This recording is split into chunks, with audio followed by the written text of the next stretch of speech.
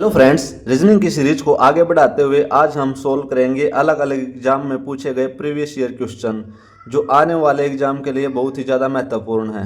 तो हमारा पहला क्वेश्चन है, लुप्त संख्या ज्ञात करनी है कि 6, 2, 12, 3 अंदर है 28।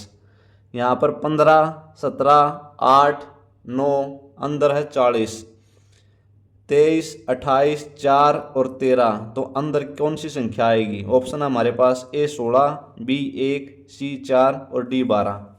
तो देखो इस क्वेश्चन में कौन सा लॉजिक लगा है, ये जो 3 और 12 है, इस 3 की और इस 12 की गुणा की गई है, 12 तिये 36, और जो ये ऊपर 6 और 2 है इनको जोड़ा है, 6 और 2 होते हैं 8। अब इस 36 में से इस 8 को घटाया है तब जाके यहाँ पर 28 बन रहा है। एक बार हम देखते हैं कि ये लॉजिक इसमें भी लग रहा है क्या, कि 9 की और 8 की गुणा करेंगे हम, 9 अठे 72, यहाँ पर ऊपर 15 है और इस तरफ 17 है, तो 17 को और 15 को अगर हम जोड़ेंगे तो ये हो जाएगा 32। तो 72 में से हम 32 को घटाएंगे तो हो जाएगा 40, यहाँ पर अंदर 40 है। तो यही लॉजिक हम इसमें लगाएंगे। यहाँ पर है 13 गुणा 4, 13 चौक हो गए 52, ऊपर है 23 जमा 28, 23 और 28 हो गए 51। तो 52 में से हम 51 घटाएंगे तो ऑप्शन निकल कर आएगा 1। तो ऑप्शन बी इसका राइट आंसर हो जाएगा। चलते हैं अगले क्वेश्चन पर। अगला क्वेश्चन है कि परिवार की तस्वीर को देखते हुए स्मृति ने कहा, वह मेरे पिता के ससुर की पत्नी के पुत्र की इकलौती बहन है। फोटो में दिख रहा व्यक्ति स्मृति के पिता से किस प्रकार संबंधित है? ऑप्शन ए माँ, ऑप्शन बी भाभी या साली या ननंद, और ऑप्शन सी पत्नी, और ऑप्शन डी पुत्री। तो इस टाइप के क्वेश्चन को कैसे सोल्व करेंगे? देखो, स्मृति ने कहा कि वह मेरे पिता यानी स्मृति के पिता के ससुर, यानी जो स्मृति का नाना हुआ वो उसके पिता का ससुर हुआ, ससुर की पत्नी के पुत्र की इकलौती बहन है। तो देखो, जो स्मृति के पिता का ससुर है, ससुर की पत्नी उसके पिता की सास यानी उसकी नानी, स्मृति की नानी, उसका पुत्र उसका मामा, और उसकी इकलौती बहन स्मृति की क्या हुई है? ये हुई स्मृति की माँ। तो पूछा क्या है कि फोटो में दिख रहा व्यक्ति स्मृति के पिता से किस प्रकार संबंधित है? तो यह उसके पिता की पत्नी हुई। तो ऑप्शन सी इसका राइट आंसर हो जाएगा। चलते हैं अगले क्वेश्चन पर। अगला क्वेश्चन है कि एक पासे के 6 अलग अलग फलक पर G, H, I, J, K और L अक्षर लिखे गए हैं। इस पासे की दो स्थिति नीचे दी गई आकृति में दिखाई गई है। तो G के विपरीत फलक पर कौन सा अक्षर है?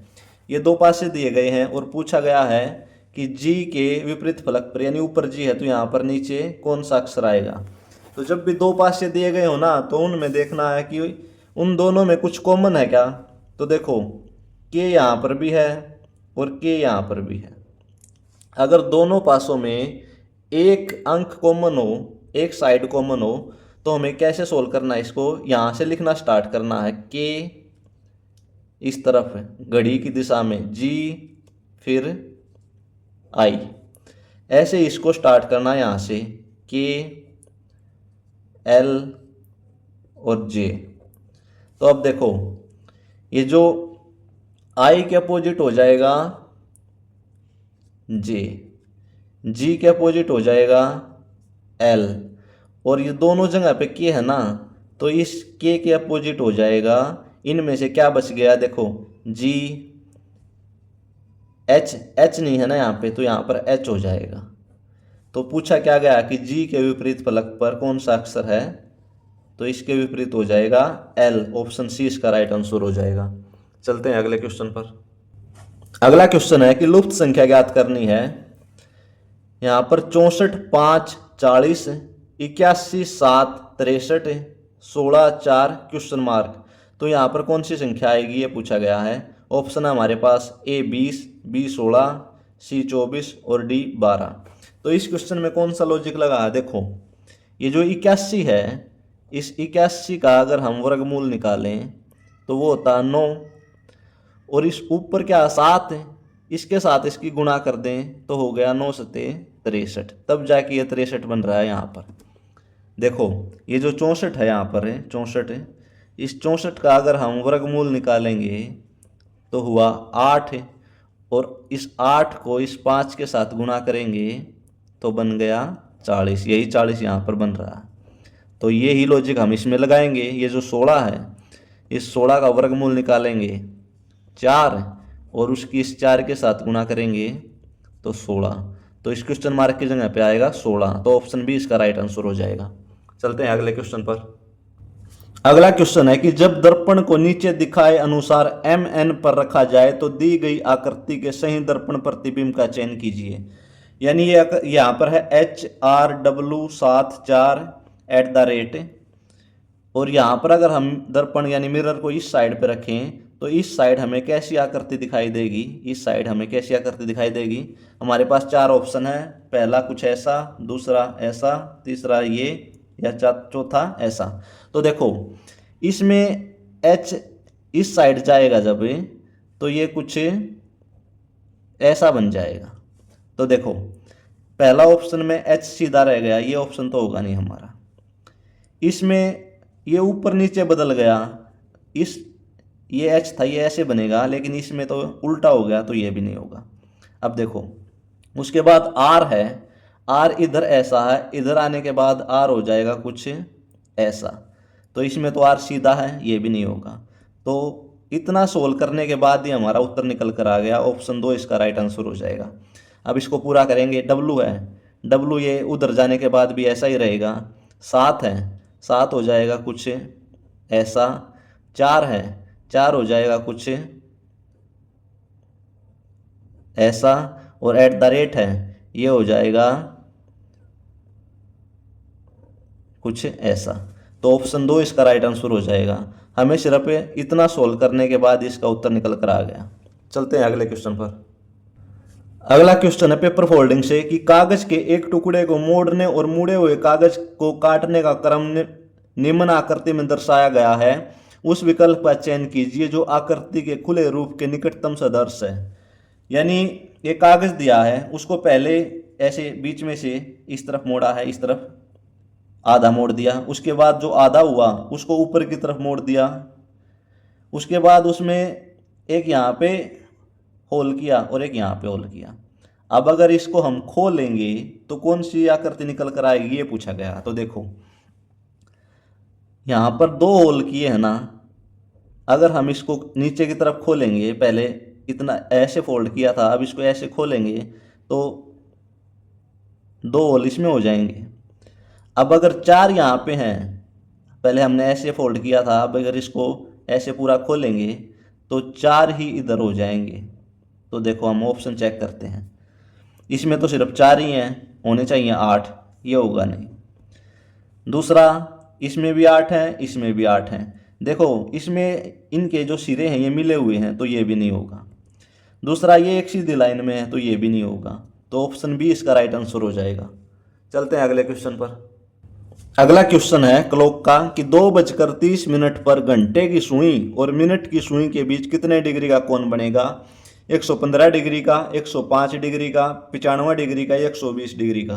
देखो पूछा क्या है कि अगर 2 बजकर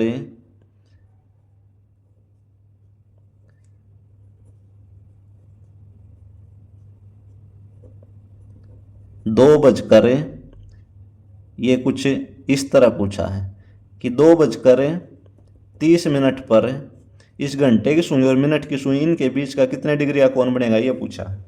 तो देखो इसका फार्मूला होता है, इसकी जो ट्रिक है वो है कि हम 11/2 m बराबर है 30h ± थीटा। तो हम 11/2 ये जो m है, m यहाँ पर मिनट जो है उसको शो करता है, तो मिनट कितनी है 30 बराबर है 30 गुणा जो h है वो घंटे के लिए है, तो घंटे कितने हैं 2 और प्लस माइनस थीटा। तो अगर हम इसको काटें तो यहाँ से निकला 15 और 11 और 15 की गुणा करें, 11 पंजे 55, 5 11 एकम 11 और 5 16 165 बराबर है 60 प्लस माइनस थीटा। तो अगर हम थीटा निकालें तो 165 माइनस 60 कितना आया 105 डिग्री। तो 2:30 पर घंटे की सुई और मिनट की सुई के बीच 105 डिग्री का कोण बनेगा, तो ऑप्शन बी इसका राइट आंसर हो जाएगा। चलते हैं अगले क्वेश्चन पर। अगला क्वेश्चन है कि उस विकल्प का चयन कीजिए जो उन अक्षरों का प्रतिनिधित्व करता है जिन्हें नीचे दिए गए रिक्त स्थानों में बाएं से दाएं रखा जाता है तो अक्षर श्रृंखला को पूरा करेगा।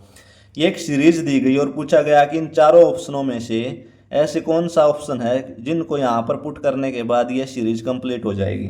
तो इस टाइप के क्वेश्चन को कैसे करेंगे, हम सबसे पहले इनको काउंट करेंगे कितना है ये 1 2 3 4 5 6 7 8 9 10 11 12 13 14 15 16। तो ये है 16। तो देखो 16 कब कब बन सकता है, अगर हम 4 गुणा 4 करें तब 16 बनेगा, 8 गुणा 2 करें तब 16 बनेगा।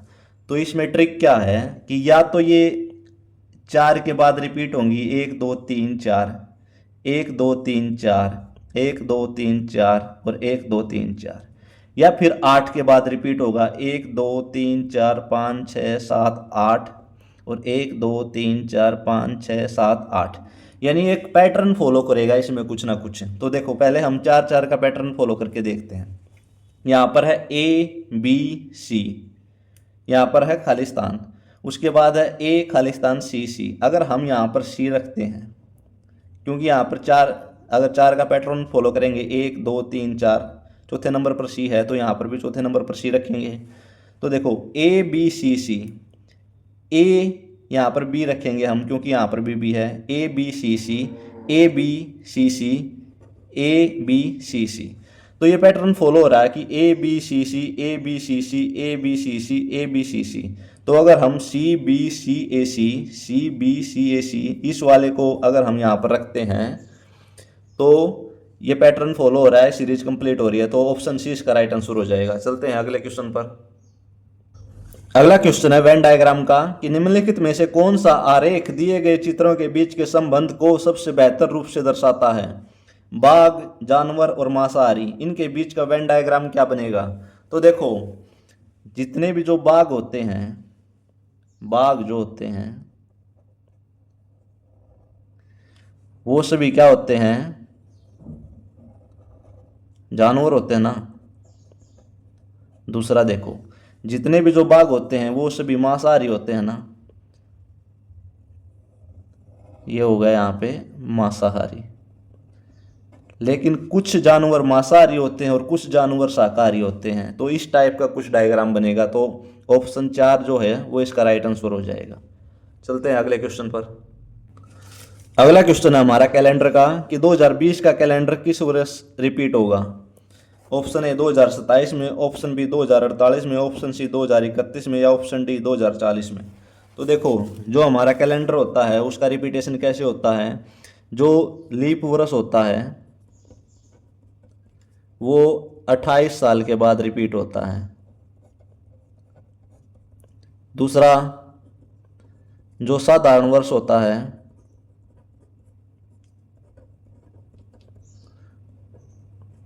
वो 11 साल के बाद रिपीट होता है। ठीक है। तीसरा क्या है, अगर लीप वर्ष के बाद साधारण वर्ष हो तो वह 7 साल बाद रिपीट होगा। देखो इसको समझते हैं थोड़ा सा। ये जो 2020 का कैलेंडर है, 2020 क्या है, एक लीप वर्ष है। अगर हम इसको 4 से भाग करें और ये पूरा पूरा भाग हो जाए तो वह लीप वर्ष होता है। तो अगर हम इसमें 28 जोड़ें तो यह 2048 में रिपीट होगा। उसके बाद अगर 2021 हो 2022 हो और 2023 हो। तो देखो ये 2022 भी एक साधारण वर्ष है और 2023 भी एक साधारण वर्ष है। तो इसका कैलेंडर होगा 11 साल बाद, यानी जो 2022 वाला है वो होगा 2033 में, और जो 2023 वाला वो होगा 2034 में।